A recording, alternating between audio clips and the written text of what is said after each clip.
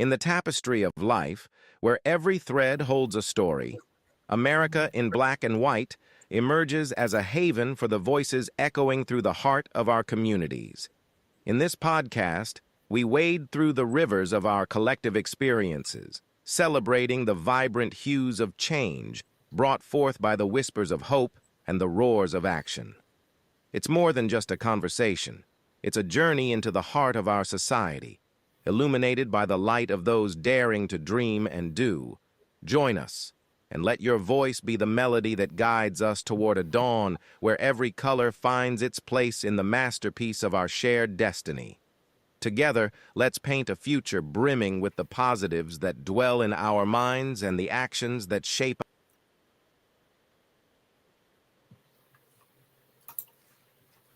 Good evening, ladies and gentlemen, and welcome to another episode of America in Black and White, where we discuss the issues of what's happening in the underserved and marginalized communities and the things that we can do to best help in solving those problems. Tonight, we have a very special guest. We've got Mr. Antonio Sherrell here as a guest. Antonio Sherrell is a dedicated author, community advocate, and program manager based in Atlanta, Georgia. Growing up in Detroit, a city known for its challenges, Antonio was fortunate to have a supportive upbringing that instilled in him a passion for helping others. He is the author of the book Systemic: How to Get Out of the System Mindset, which aims to break the shackles of the overdependence on systems and institutions and guide individuals towards maximizing their potential. Antonio's commitment to community service is evident through his work with the Urban League of Greater Atlanta, where he serves as career employment specialist. In his role, he helps individuals in underserved communities achieve economic empowerment and improve their standard of living. His efforts focus on reducing juvenile recidivism rates through education and mentorship, and he is dedicated to making a positive impact on the lives of young people. Antonio lives in Atlanta with his wife, who is an attorney, and their son.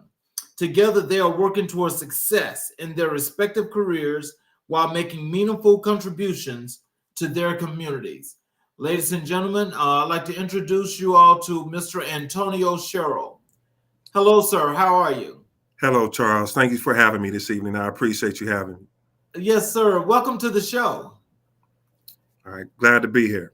Is there anything you'd like to add to your bio that I read? So I would just like to make a few corrections, Charles. So I'm the program manager of the SEED Workforce Development Program with the Urban League of Greater Atlanta. Okay. Well, thank you. And I'm sorry about that. It's okay. All good. So let's get started here, where we'll go into your work as an author. Okay, awesome. Can you tell us what inspired you to write Systemic: How to Get Out of the System Mindset? Charles, what inspired me to write Systematic and How to Get Out of the System Mindset was just seeing us with limited mindset in our community, and just a lot of the people I was around, and even myself, walking around with limited mindsets, not believing in ourselves, not believing we can do the impossible, Charles. And I think that it's kind of a twofold thing. The institutions that raised us, education, religion, the 9-to-5, criminal justice system, things of that nature, they put different thought processes in us, and they developed us, and they taught us how to do things a certain way and go by the book. But I think we tap into our greatness when we operate outside of those systems. When we learn what it means to navigate within those systems, and then we take what we learn and we navigate outside of those systems, and we operate without limitations on us. I think that's where God dwells, outside of limitations. Okay. So, that's really interesting. And I like that whole concept. So, like, in writing this book, are you thinking, or did you think about, let's say, if you're not doing it already, maybe like touring and maybe explaining and helping people to understand what the system is and how to overcome that?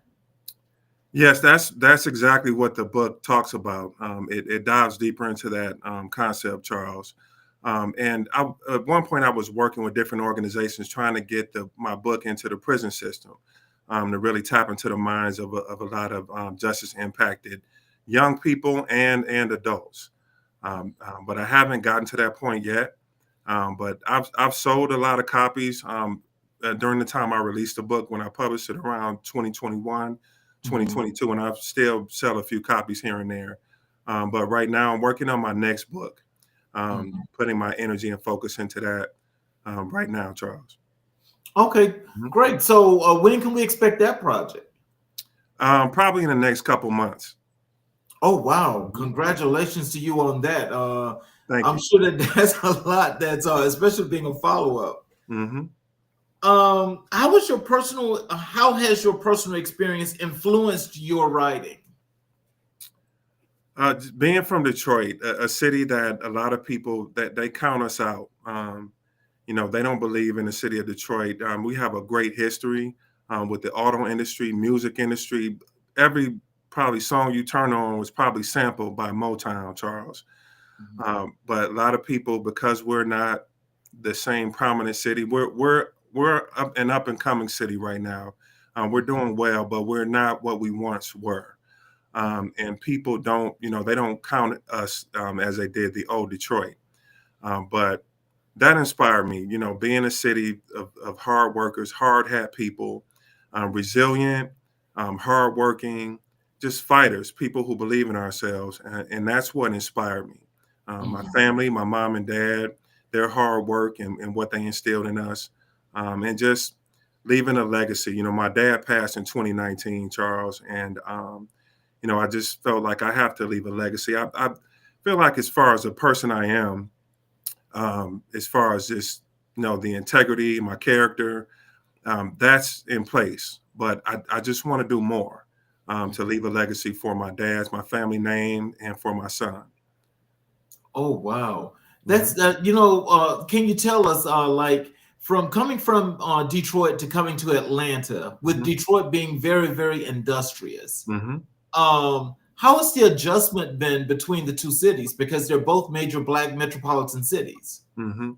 Very good question, Charles. So, my grandma was born in Lynette, Alabama, and Oh really? right on the border of right down 85, right on the border of Atlanta and Alabama, or Georgia and Alabama. So I spent a lot of time down there as a kid. My dad would take my family, my brothers and sisters down there, and spend a lot of time, the playing with the cows, playing in the dirt roads. They didn't have street lights. I think they just recently got street lights down there, Charles. So that was a lot of fun for me. So I'm a city boy. I was raised in the city, but I'm a country boy at heart. So it was not a difficult transition for me to move south. I moved to Lynette, Alabama. My parents had a place down there, and then I moved to Marietta, Georgia, Mhm. and just kind of moved all over. Moved to Marietta, moved to Roswell, moved back to Lynette, and then I moved to Fort Myers, Florida, to play arena football, and Mhm. then back to Atlanta, and then I stayed then. Oh wow. Mhm. Well, so I am an Alabama boy originally myself. Okay, I didn't know that. What born part? and raised born and raised in Mobile. Okay, okay, And actually, there was a couple of shipmates of mine. I was in mhm, the Navy. okay, There was one guy that was from Lynette. The other one was from Valley. okay. All right, that's right there, Right. right next door. Hmm. Yes, sir. Hmm. What message do you hope readers take away from your book?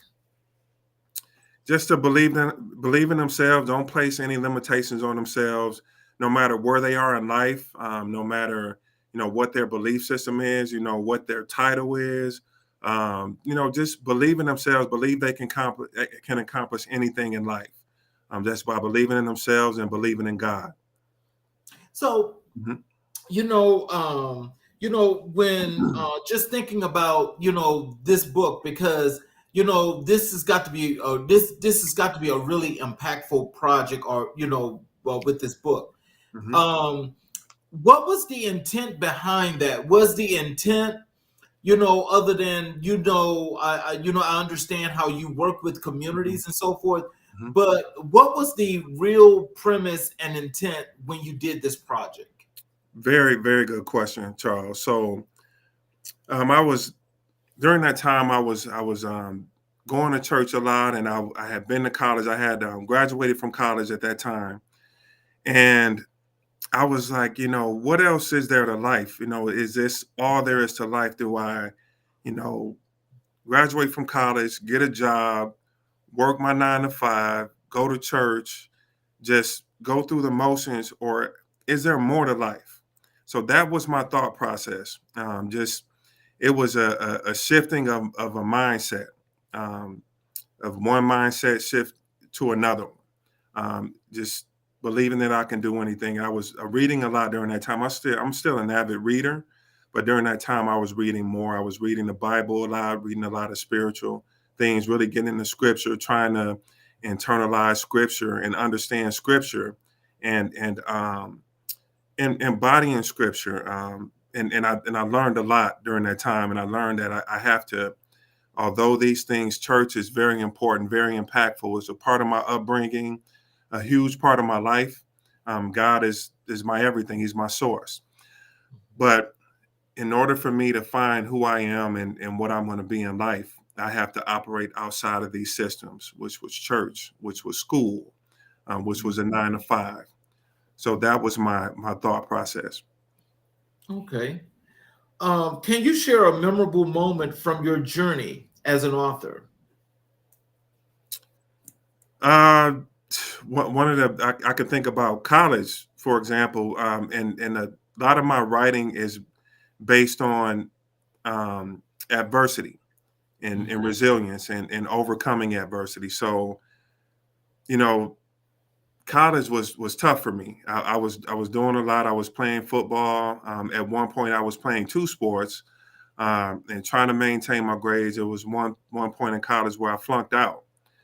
And I really didn't know what I was going to do with my life at that time because, you know, in our generation, we're taught to go to college. That's the only thing.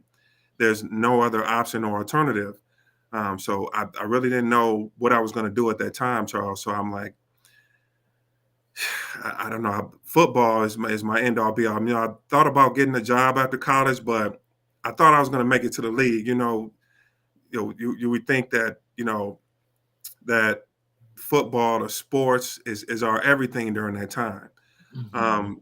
But I thought it was the end of my world when I dropped out of school. So I just tapped into my resources, my networks. I talked to some of my coaches, some of my teammates. I had a great relationship with some of my professors, and I wrote a letter to them. I did some extra credit work, wrote a letter to the university, and I was able to get back into school. And the rest is history. I graduated, ended up having a great football career, um, and the rest is history.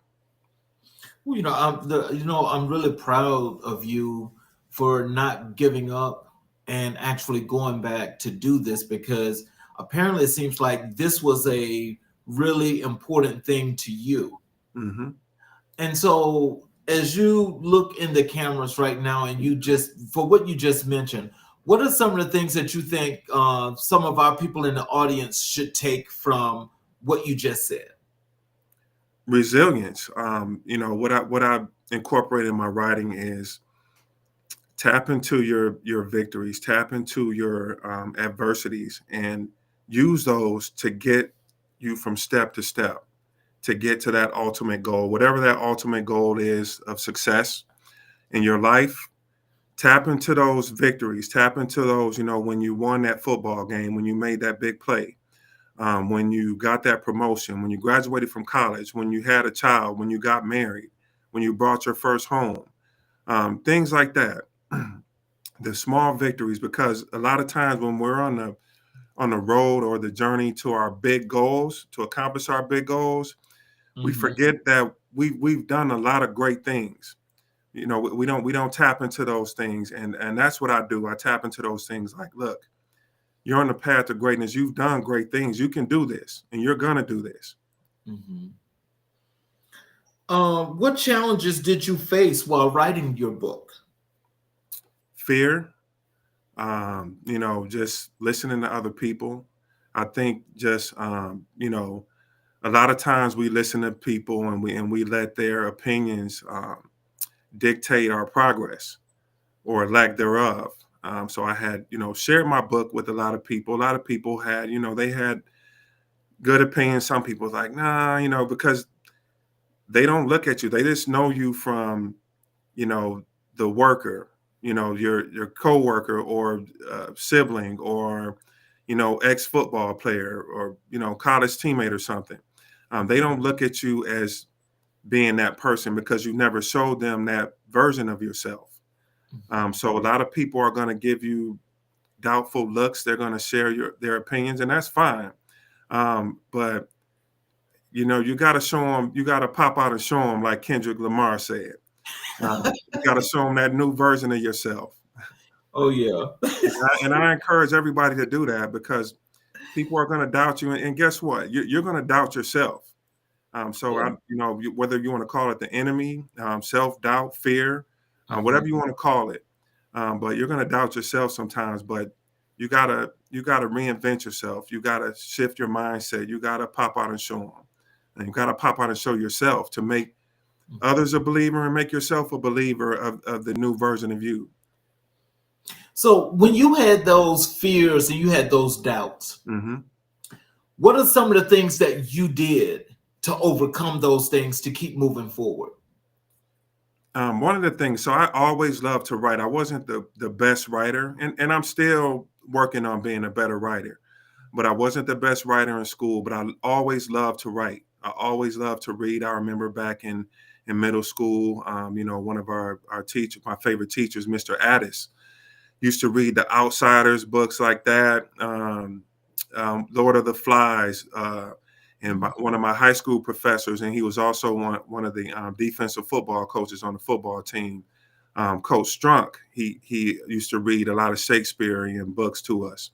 And I fell in love with literature and reading during that time, but I didn't read a lot because I was always busy with playing sports in school. So I didn't start reading a lot until I became an adult. So those were some of the things that kind of inspired me to want to write and read and journaling. You know, I would journal for stress relief and just to get my thoughts down and to kind of develop a plan when you're journaling, and it's like almost like brainstorming. You're like the piece of a puzzle. You're putting all the puzzle pieces on the puzzle board, and then you're slowly putting them back together. And then that's how you find your path, and that's how I found my path through doing things like that. Oh wow. How do you balance your writing with your other responsibilities? So that's difficult. That's very difficult, Charles. So I do a lot of work at where my focus is focusing on youth and young adults. You know, being there for my community, being there for my team, and you know, being there for my son. Mhm. So it can be very difficult. So when I get like time on the weekend or maybe after work for a minute, just little by little, just small steps. You know, even if I'm in the car on my lunch break or if I'm in my office on a lunch break and some ideas come to me, I just write them down immediately so I won't forget. And then when I get the opportunity to really get some free time, then I put those thoughts on paper and then just meditate on whatever the idea was I wrote down. And like it's crazy, but literally God starts downloading into me.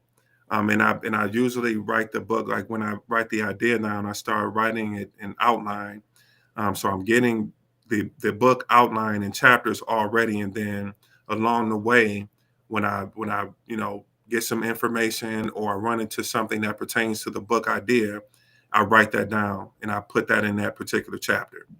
like that. Mhm. Oh, when you first started writing, did you just learn to do the outline process first, or was that one of those things that came to you by storm? It came to me later, Charles. Like I mentioned, I just brainstorm. I just get everything out on paper first, and then I outline. Then I learn how to outline into different chapters. Hmm. Hmm. That's interesting because that's with my projects. That's how I've always done it. Is that if I don't have the outline, then I can't write the book. Right. And so as I do the outlines, you're right, they are done per chapter, but I pretty much have the idea as to what I want to put in there because I have to write it down. If I don't write it down, then I'm gonna be stuck for a while. Yeah. Yeah. Exactly. Even my dreams, that when I wake up, I got to write it down. I got to get it on paper ASAP. Oh wow. Hmm. Now that's interesting. Hmm. Why your dreams? Because that, I think your dreams are kind of like a reminder, and like a God, like a way that God speaks to you. Mhm. You don't always remember every time you dream, but when I do remember, I write it down because maybe it could be guiding me somewhere that I need to go and connecting me to someone that I need to be connected to. Mhm. What advice would you give to aspiring authors? Do it.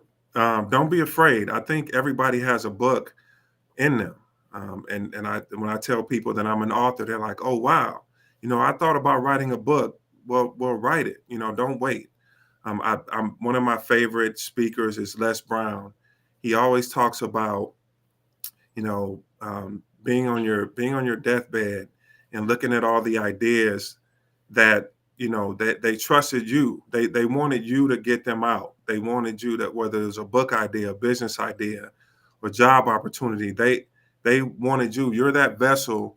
You were going to be the conduit to which you got those ideas out to the people, out to the world. But you decided not to do it because of fear, or whatever else it may have been. But don't allow fear to stop you from going after your dreams, whether it be writing, owning a business, or whatever it may be.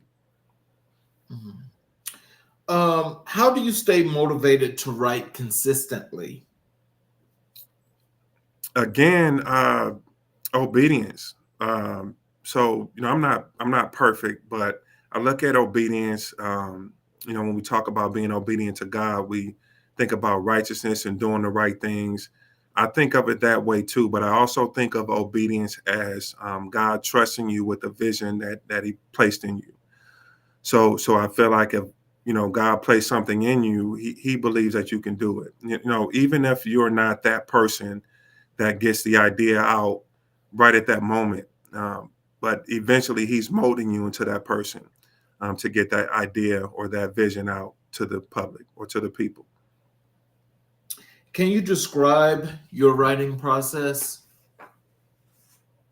Just writing my ideas out, brainstorming, outlining, and just every day enjoying life. And the crazy thing, Charles, you and I might be talking, and you might say a word, and that one word might come into my psyche, and I'm like, oh wow, that's powerful, and I will create a chapter or a book based off that one word.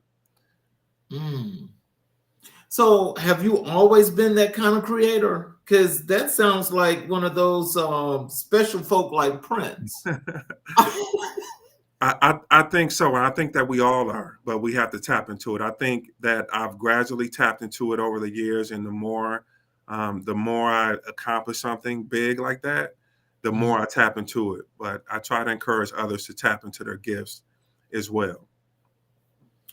What topics do you enjoy writing about the most? Mainly motivational, Charles. I think I've been a motivational person in different roles. I've worked in, um, working with young adults and youth. I've served as a motivational mentor, coach type role, and I remember that's just the people who meant a lot to me. The people who really motivated and encouraged me were like coaches and mentors to me. And then they motivated me that I can do it, with hard work and belief in myself, and commitment that I can do anything I set my mind to. And so I think that's where that comes from.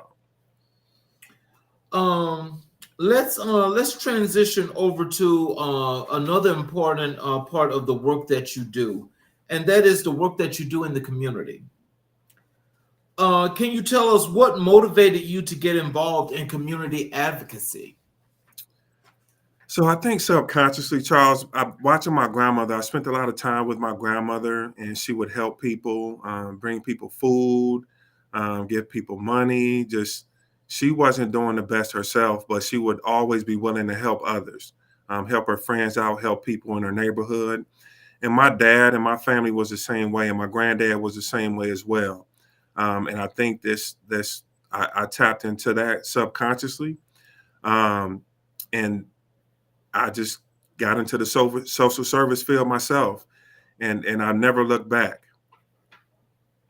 I think community work is one of the things that, I think a lot of people have forgot about.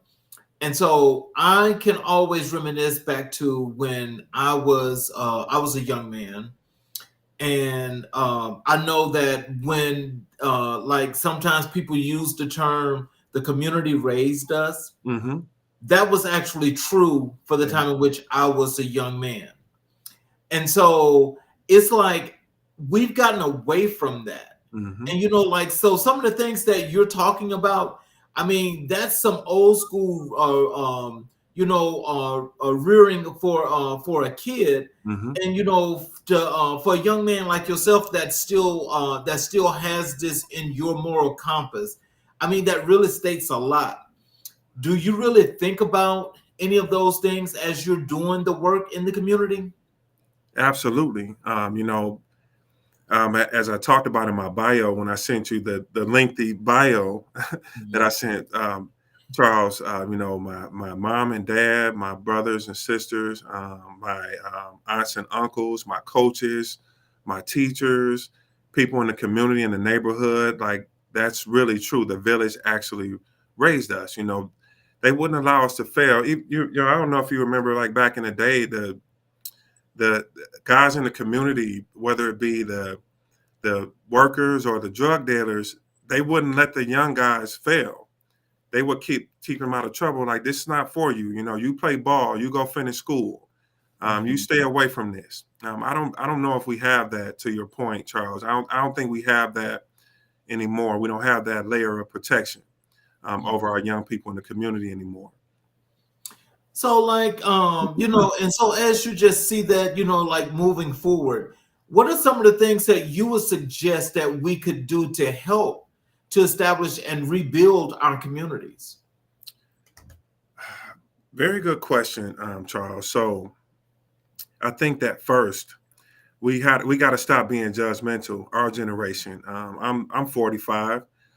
So a lot of our older generation, they look down upon our young people, whether they're justice involved, whether they might have dreads, tattoos, whatever it may be. They look at them. If they don't say it, they look at them from a judgmental perspective. And I think we need to be more welcoming and open to receiving them, and don't judge. And we got to remember, we were the same way. We sagged our pants. We were listening to the same kind of music, raunchy, cursing, disrespecting women. We were doing the same things they were doing, and look how we turned out. So we have to be open and loving and receptive of them, and not turn them away. Mhm. So, what are some of the things you think from a resource perspective we could do to help to build and keep our community strong? So we need to, in our communities, I think there are a lack of resources, and just being all the way honest. You go into communities like Cobb County, there may be more resources there than there is of Fulton County. And that doesn't make sense to me, because there's a bigger need in Fulton County. So there needs to be an abundance of resources. Not saying there aren't any resources, but there needs to be a lot more, because there's a lot more families in need that are in the underserved population. How do you integrate your personal values into your community work? I think they align. Just being a good person, being a person of integrity. Again, not perfect, but always just being open to help others. Um, you know, being a believer, a person, a believer in God, wanting to do the right thing, um, wanting to make sure I'm doing well, my family's doing well, and make sure that I'm helping others also do well. And I think that same mindset and approach goes into my work. Can you share a success story from your community advocacy efforts? Let me see. There's a few of them. We had a couple young ladies. We had a couple young ladies in our cohort, in one of our cohorts. They were, we had, I'm going to mention them to let you know that it's not just about the justice impacted, but we help the justice impacted. We connect them to certifications. They go through our 10-week training program where we teach them financial literacy training, soft skill building, career readiness training like resume building, cover letter development, LinkedIn profile setups, interview training, and things like that to prepare them for the workforce. And then those young people have come all the way from jail to believing in themselves through our training program, connected to a certification. Now they're in a meaningful career opportunity, earning a livable wage, and they've gotten themselves on the path to economic empowerment, which is major. But to answer your question specifically, we had a couple young ladies. Their mom referred them to us. They had no idea what they wanted to do. They came to my class. We conduct a career assessment. We send them through a career mapping exercise so they can determine their career pathway. Sent them through all the training that I mentioned. They're in the Buckhead School of Nursing right now. They already completed a restaurant management training program because they love to cook, but now they're in working on their CNAs. That was their ultimate goal. They're working on their CNAs in the Buckhead School of Nursing, which is one of our partnerships that we developed. So that's one success story. Well, two, because they were siblings. Oh, wow. What are some of the biggest challenges facing your community, and how do you address them? Justice involvement, the legal system, poverty, lack of confidence, belief in themselves, lack of information, lack of understanding. And I think being in our program covers all those different bases. We connect them to not only our training, but we provide MARTA cards, which is removing transportation barriers. Since I've been in this work for over 20 years, that's been a consistent barrier, transportation. I can't make it to class. I don't have transportation. I don't have gas money. I don't have a MARTA card. So we provide MARTA cards. We provide a pay stipend in the SEED program for up to $500 in gift cards to help them along the way, because we understand that while they're looking for employment and training and apprenticeship opportunities, they need money to pay for gas. They need money to pay a phone bill. They need money to eat. They need money to pay their rent. No, the $500 in gift cards is not going to cover all of that, but it's going to help them. So, how do you stay connected with the people you serve? Through partnerships, through building those great relationships with our young people, with their families, because as you know, word of mouth is the best marketing tool. So when we impact the young adults who complete our program successfully, they let everybody know. They let their friends know, their communities, people in their schools that they're in school, and then that's how they learn about our program. And then through our partnerships, they know about our program, and then they let everybody know in their circle. So it's all about networking. One of the things I say to my groups is your network equals your net worth. So let me ask you this. So like, let's say, you guys have work in, let's say you have something that's going on in Southwest Atlanta. Mhm. Do you go out and personally put yourself in that position to help to do work and to build that, or is that one of those things that's like done from a virtual remote situation? No, we're in person. Always in person. I go out and recruit in person. Myself and my career specialist, we go out and recruit in person to schools, communities, neighborhoods, different organizations, churches. We're in person, always in person. Our classes are held in person every Monday and Wednesday from 9:30 to 2:30.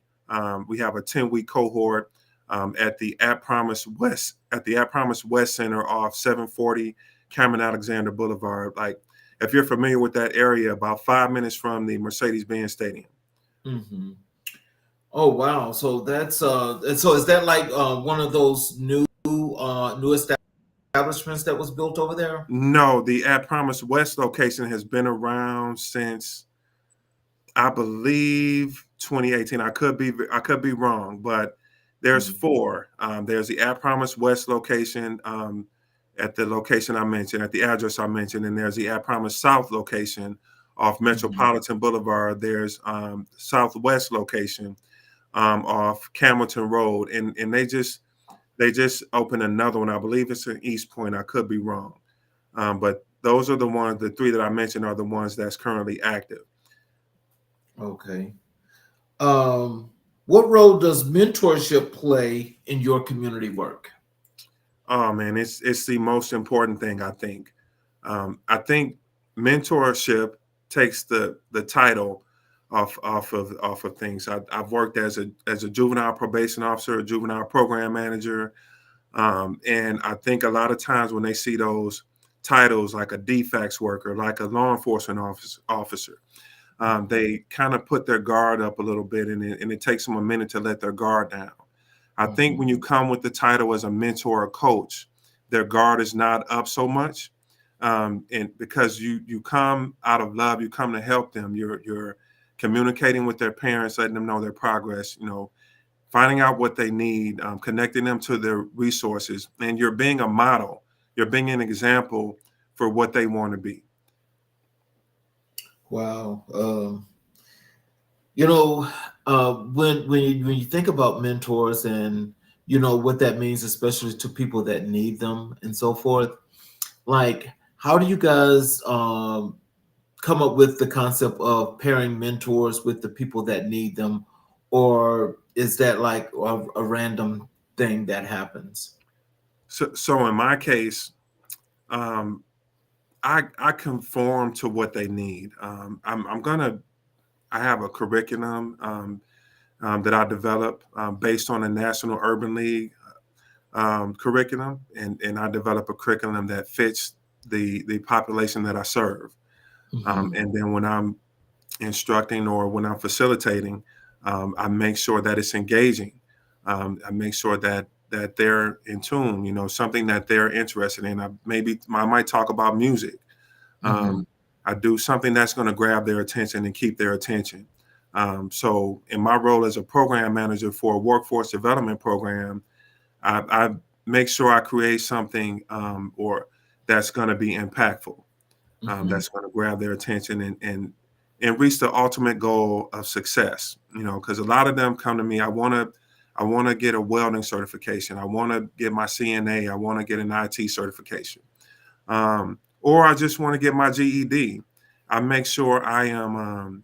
The program is suited for what their goals are, what the program goals are, and what the young people's goals are as well. So, how long have you been a mentor?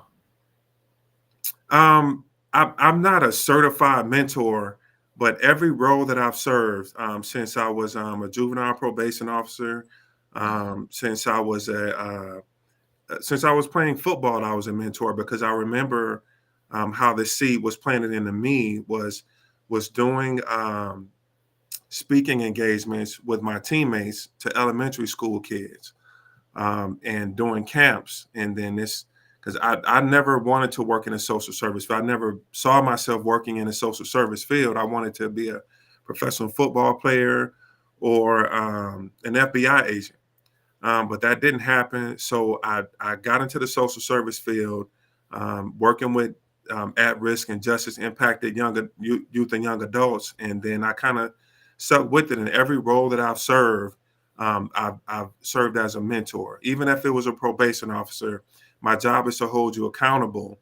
But I'm also going to be a mentor as well, because that's what's needed to impact your life. Wow. How do you measure the impact of your community initiatives? Well, we have program outcomes that we have to meet. Uh, so that's number one. You know, whether it might be a GED, whether it be a certification or apprenticeship, whether it be a meaningful career opportunity, and also completing our workforce program successfully. I measure that's number one because that's how we are funded, through meeting our outcomes in a nonprofit world. But I also just keeping keeping tabs on our young adults, because we have to, after they complete our 10-week program, we keep in touch with them for up to a year. So sometimes they might not know right away what they want to do. So just keeping in touch with them, keeping in contact with them and their families, and monitoring their progress, and that's how I measure success. Hmm. What advice would you give to someone looking to get involved in community advocacy? It's very fulfilling and rewarding. You know, all the time you're not going to get the pay that you want, but I'll say this: I've been connected with like great career opportunities and opportunities to make money through my impactful, purposeful community work that I do. I've built up a phenomenal network through the Urban League of Greater Atlanta doing the community work that I do. So that community work, I call it purposeful work. Um, it opened the doors for your other goals and your dreams. Hmm. How do you balance your community work with your other roles?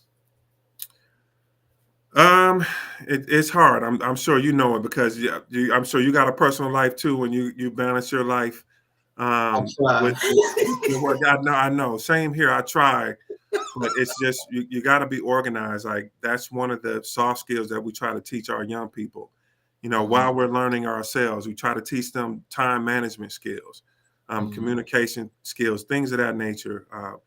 Because this is very important. You got to have a life, but you got to have balance too. mhm.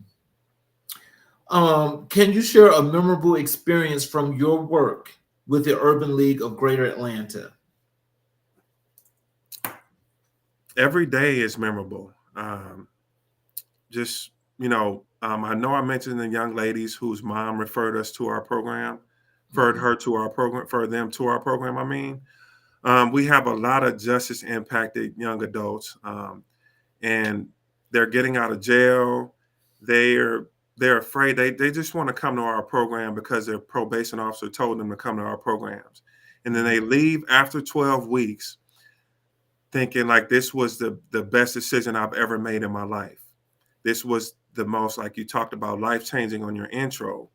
Um, they say, Mr. Sherrell, Mr. Antonio, some of them call me. This was the best decision I've ever made. This was a life changing decision. If I wouldn't have came to this program, I wouldn't have been exposed to the opportunities that I've been exposed to. mhm. So, can you tell our audience, for what you guys offer and how you help communities there at the Greater Urban League of Atlanta? What can they expect when they come into your establishment and they want to learn, they want to do some things, they want to get these certifications? What are some of the things that they can look forward to when they come in that you're going to get them established to doing? Excellent question, Charles. So the Urban League covers everything, and sometimes I'm embarrassed when I tell people this, because I knew of the Urban League of Greater Atlanta, but I didn't know about the Urban League of Greater Atlanta like I do now, working for this amazing organization, and our amazing CEO, Miss Nancy Flake Johnson, who's also from Detroit, by the way. She does a phenomenal job. She does a phenomenal job leading and choosing the right people to work for the organization and do this impactful work. So they come to Urban League of Greater Atlanta. Our goal is to work with the underserved community and provide them with a pathway to economic empowerment, to economic mobility. So being connected to my program is teaching them the workforce training, is connecting them to a meaningful career opportunity and credentials. But I also connect them with the entrepreneurship pathway through our Young CEO program, which is a 12-week program for 17 to 24-year-olds to teach them business development. And at the end, they do a Shark Tank pitch to where they're able to earn money, based on placing first, second, or third. We connect them to financial literacy training, first-time home buyers program. If you've been justice impacted, we have an adult reentry program. We have a young adult reentry program. So every pathway to economic empowerment, no matter where you are in life, you can come to the Urban League of Greater Atlanta, and we can put you on the right path. Oh, wow. Before we get into this third part of this wonderful work that you're doing, I want to play a word association game with you. Okay. I'm going to give you a word, and I want the first thing to come to your mind. Okay. Adversity. Nothing. It's nothing to me. Author. New York Times bestselling author. Money. It's important, but not everything. Team. Team is everything. Resilience. You gotta have it. Team. Oh, I said team. I'm sorry. Authenticity. Authenticity is a key to reaching your goals. I think that's extremely important. We don't talk about authenticity enough. Community. Community is the foundation. Brainstorming. I think we have to brainstorming to get to where we want to go. Creator. All of us are creators. Motivation. It's like taking a shower every day. We got to motivate ourselves, and we got to motivate others.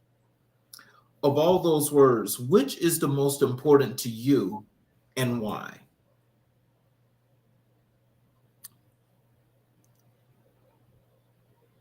Community and creator. So community, I said that's the foundation. Everything leads up to community, from you as an individual, family, team, work environment, organization. It adds up to community. It builds up to community. Creator is, to me, the importance of that word is we're made in the likeness and image of God. And all of us, every last one of us tuning in, every last one of us in this world are creators. But we have to tap into that creator. We look at people on social media, our favorite celebrity, and we look at them and we're in awe of them and we admire them. But we have that same power, the same gift that they have, but we have to tap into it. So do you think knowledge is innate, or do you think it's learned? I think it's learned. I think there's some of us who are gifted like that, then they just they're a sponge and they soak things up. But I think if you want it, you have to go out there and get it. Same thing with work. You have to work for it. It's not just going to come to you. So, so then when you talk about those triggers, because triggers sometimes, as you say, make things pop in your mind and say, whoop, okay, now you're open. It's like, where was this before? So do you think the innate knowledge and the triggers are one and the same, or do you think they're separate? I think it's one and the same, because it's in you, but you have to activate it. Like, for example, I could have said no. We've never met before, Charles. We met on LinkedIn. You asked me, would, you're doing some great work. Would you be interested in coming on my show? And I'm like, sure. I could have very well said no, and missed out on opportunity and tapping into, your knowledge and your wisdom, and we could have missed out on tapping into each other's knowledge and wisdom. So I said that to say you have to put yourself out there. So if I don't put myself out there and go to a networking event, if the young people don't come to classes like the SEED program, programs like the SEED program, or other programs like the Urban League or other organizations that I work with, if you don't put yourself out there, you will miss out on those opportunities, and you'll never be able to tap into what's inside of you. So give us a little bit more knowledge as to that SEED program that you're talking about. Okay, so the SEED is an acronym for Skill Enhancement Employee Development. So that's just what we offer: career readiness training, employability skill development, soft skill training, financial literacy training, all those different things that help you prepare for a career, resume building, cover letters, LinkedIn profile setup, mock interview training, and the soft skills, because a lot of we don't tap into soft skills and life skills like we should. They're very important components to being, successful young adults. And there are young adults, they don't know anything about soft skills, about effective communication, about being professional, about, networking. They don't know anything about those things. So we teach them all about those things when they come to our class: how to set proper boundaries, healthy boundaries, professionally and in life, in their relationships, financial literacy skills, which are paramount. Because how can I teach you about making money and obtaining a meaningful career if you don't know how to manage money effectively? So all those different things are very important. So that's what you would expect coming to our programs. And like I mentioned before, once they complete our program, or once they're enrolled in our program, they're connected to other programs within the Urban League of Greater Atlanta and other programs within our partnerships within our ecosystem. Okay. So then, because that is really, really good, especially for a lot of people in underserved communities, because for one, these are some things that they've never seen before, but then also these resources could be a big trigger that opens up a floodgate of an enormous amount of things in that big old brain. Absolutely. Absolutely. So let's transition over here to the work you do as a program manager. Okay. And tell us what led you to pursue that career as a program manager. I started with the Urban League of Greater Atlanta 2 years ago, 2022, in a contracted role, because they weren't sure where to put me at that time. So I contracted, as a career specialist, where my job was to, connect them to career opportunities, conduct career assessments, help them with resume development and training and things of that nature. And essentially a case manager, if you will. I had been a program manager before, and my goal was to get in another program manager role so I can develop my leadership skills and become an excellent leader. So while I was working as a career specialist, an opportunity came up for me to manage a program outside of the Urban League, a program that partnered with the Urban League of Greater Atlanta. So I managed that program. Then I was transitioned to another role. The program manager left. So my title and my role was a career specialist, but I was essentially managing that program. A program manager was hired for that role that I thought I was going to get. So we ended up becoming partners. She was hired on as a program manager, and I was like her co-manager. Urban League of Greater Atlanta created another program for me. It wasn't getting too much traction at the center that I'm at now. So they thought I'd be perfect for that role. So since I've been working in that position since September of 2023, there's been an abundance of traction. in that center in our workforce development space. So we've had 8 cohorts since then. So many young people connected to career opportunities, apprenticeship opportunities, certifications, GED opportunities. So it's been a great success, and I'm just continuing to grow and learn in my role. Oh, wow. I forgot to ask you this one question, Bill. I know we've transitioned over, but I want to ask you this because I think it's really important.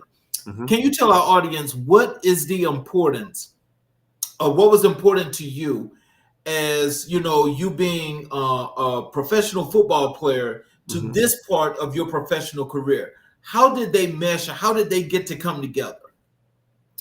All those words you mentioned when you were playing the word game: resilience, teamwork, commitment, dedication, being coachable, all those things, your adversity, community, everything, being a football player encompasses all those different things. And to be honest, I learned just about everything. I learned it from my family and through my experiences, through life's experiences, but I learned a lot in football.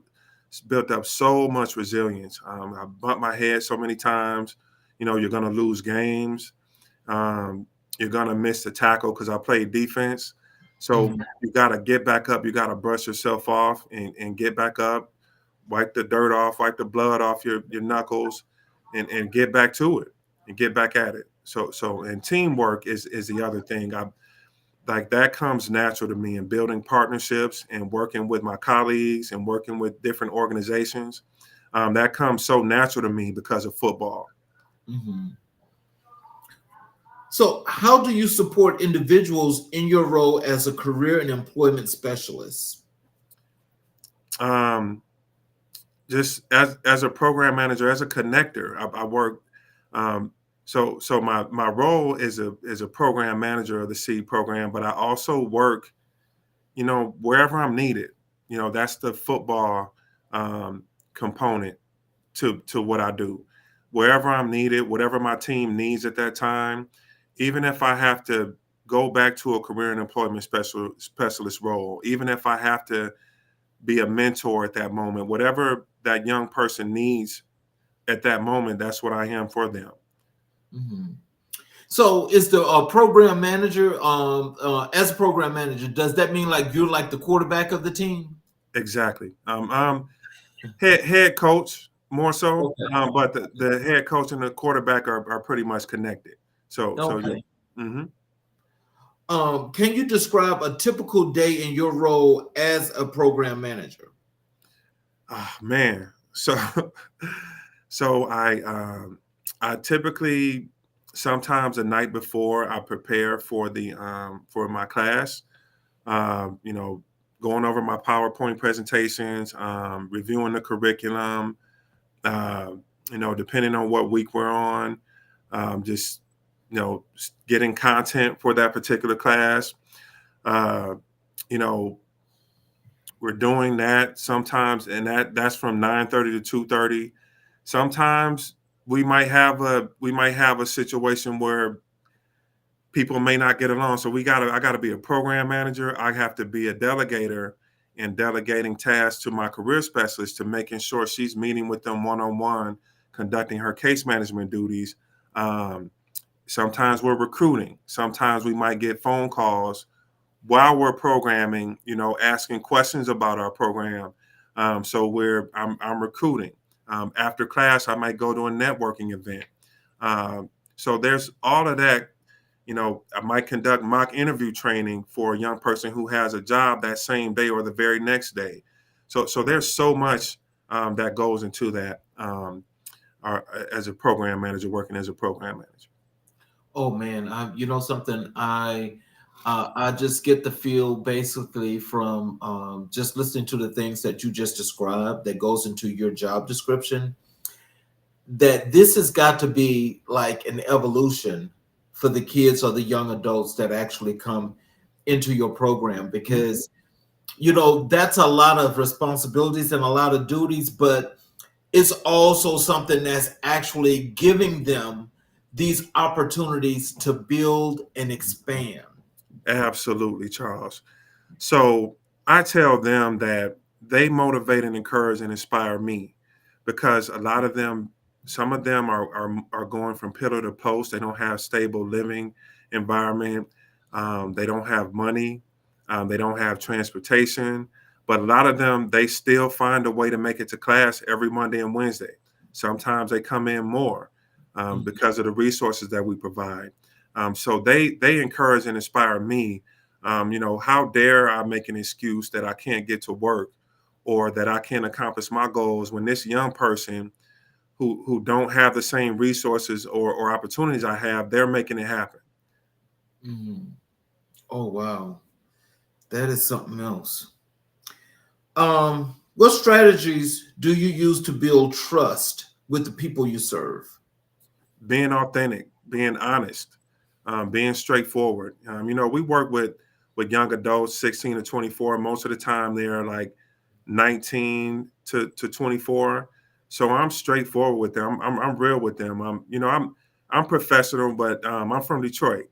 So I keep it real with them. And I talk to them like adults. I feel like I'm failing them if I don't speak to them like adults. If I'm not honest and real with them. Mhm. Mm, I'm sure that they respect you a whole lot more for that too. absolutely. How do you stay updated on best practices in program management? Training through tapping in with my colleagues who may be more experienced or have more knowledge than me. I communicate with my colleagues just about every day. Communicating with our managers, staying tuned in to our CEO, um, just looking at the workforce, looking at different grant opportunities with the Department of Labor, different things like that, and staying tapped into your community, tuned in and tapped into your community and what's going on with them and what they need. Come them. I'm sorry, what was that, Charles? What challenges do you face in your role, and how do you overcome them? Just keeping the young adults motivated because a lot of them, again, they're facing, in homeless shelters. Some of them, they don't have the means and the resources. So that those are the challenges. My job is to keep them focused and engaged while also going with those problems and understanding that if you stay the course, you're going to get to the next level. And we have testimonies. We have young people who are successful through working our programs. Talk to them as well. Like, you can do it. It's hard now, but I promise you, if you stay the course, you're going to reach your goal. How do you measure the success of the programs you manage? Through our program outcomes, through our key performance indicators, through meeting with our executive team, with our CEO, and finding out, you know, uh, through we have data spreadsheets. We're developing a new LMS system to keep track of all our program successes. I do that myself now, but we're developing a tool for our entire organization because, as I mentioned, a lot of our young people go through different programs within our organization. What advice would you give someone considering a career in program management? Do it. It's a challenge. It's difficult. It's a lot of work, but I think it prepares you for that next level. Like, if I want to be an entrepreneur, if I'm working towards being an entrepreneur, or if I want to be a director or a CEO one day, I think this is the perfect position to train you for those roles.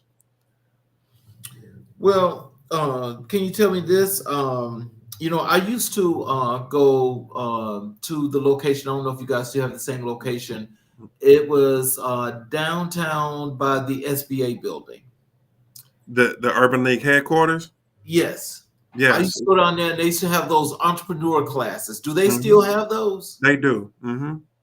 Wow. Yeah. Okay. hmm Can you share a success story from your work as a program manager? Uh, just being different partnerships, people knowing the work I do, they know my role and my title and the organization I work for, and more importantly, how I move and operate as an individual. And then people wanted to partner and work with me. I'll give you one. I wasn't a program manager when I developed this partnership, but I was a career specialist just coming into the Urban League. I was hired on with the Youth and Young Adult Services team, and I had a great senior program manager who gave me the freedom to help him build that program into what it is now. So in doing that, I know one of my roles was to help him build partnerships so we can meet our program goals, our program metrics. Um, so I reached out to Slutty Vegan. I was thinking, like, okay, if I reach out to them, I could provide meals for our young adults. At that time, they were housed. We had our program over at Atlanta Technical College. So I'm like, we can have meals for the young adults while they're um, in the middle of programming. So that will help encourage and inspire them. I don't know about you, but in this line of work, food is always that one thing that keeps people tuned in. That they want to eat. A lot of them, the young people we work with, they don't get 3 meals a day. So if you say food, okay, that's one thing that can keep me engaged in the program. So we had food we were able to provide. I reached out to Pinky Cole through Instagram. She had one of her directors of her nonprofit program, the Pinky Cole Foundation, reach out to me. And then we set up a meeting with myself and our empowerment advocate, Shayla Williams at the Urban League of Greater Atlanta. And my senior program manager, he just gave me the freedom to say, look, you go ahead and do your thing. This is you. This is your win.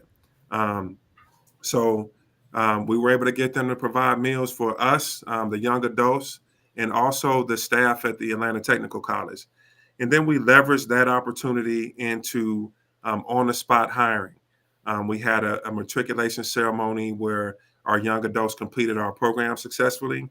We invited our CEO, she was in attendance, and we had the HR team from Suddy Vegan come in and hire roughly about 5 of our participants on the spot. Hmm. What do you find most rewarding about your work in program management? Just being able to tap in with our young people, keeping that connection with them. And as I mentioned, it starts with the individual. And you're able to build that individual up. That's a step in building your community. So that's what I find very rewarding and impactful. Just able to build one person at a time, one step at a time, one opportunity, one resources, remove one barrier at a time. And ultimately, you're building up a community. Hmm. So, what would you like to leave as words of wisdom with our audience? That is some things about the Urban League, some things about you, the programs, how to connect with you guys, where they can find you social media wise, websites, whatever have you. What would you like to leave for our guests? First, I would just like to say, operate in love. We're in a different climate right now. I think most of you know what I'm talking about. So just keep operating in love. Don't allow anyone, any situation, to change who you are. Let's keep being who we are as the beautiful kings and queens that we are. Um, Keep believing in ourselves. Keep impacting the people around you, your environment. Whether that's where you work, your home environment, your children. Impact the people around you, and you can tap in with me personally through at Sherrell Legacy. That's my Instagram page. You can email me at a Sherrell at ulgatl.org. That's my work email address. You can reach me at my personal email address at antoniosherrell75@gmail.com. Just DM me, send me a message, send me an email. I would love to connect with you all. whether it's personally or professionally. And if you have anybody that you think is a good fit for our program, whether it's through the organization you work for, through school or college, through in your community, please send them our way. And I promise you, we'll change their lives. Oh, wow. Well, first of all, I want to thank you, Antonio, for spending some time with us, because it's very, very important that we go back and we do things to build our communities, and to have someone that looks just like you, that looks like the people that we're targeting in our audience, that really, really means a whole lot. It really does. And hopefully, this won't be the last time you come to the show, because this is totally a really great experience, and I'm more than sure that we're going to have guests that's going to actually be connecting with you. Absolutely.